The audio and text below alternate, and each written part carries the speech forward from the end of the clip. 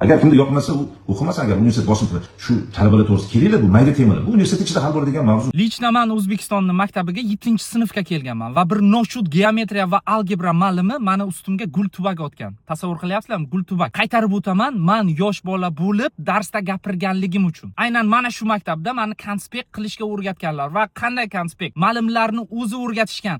Mavzuni o'qish shart emas, shunchaki boshidan to'r-qator, o'rtasidan va oxiridan to'r-qator yozsang, konspekt bo'ladi deb menga ma'limlarni o'zi o'rgatishgan. Aynan shunaqa ma'limlardan ko'plab talabalar iflos, skatina va shunga o'xshash kamsitishlarni eshitishgan. Undan keyin kollej va kollejda men ma'limga nisbatan o'zimga pozvalyat qilganman, chunki meni nohaq urganligi uchun partani ustidagi doskani olib ustiga tashlaganman. Va bu narsaga haligacha o'zimni ayblamayman. Kollejda kech qolsak yoki formasiz qolsak, eshikni oldiga saqlab, darsdan tashqari eshikni oldiga saqlab, "San iflos, san betarbiya" shunaqa gaplarni eshitgan biz direktordan. Bu bor haqiqat, bu meni hayotimda bo'lgan narsa. Afsus, o'sha payt yosh bola bo'lganman. Agar hozirgi aqlim bo'lganda, men ularni o'zim bilardim qayerga va qanday sudrashni.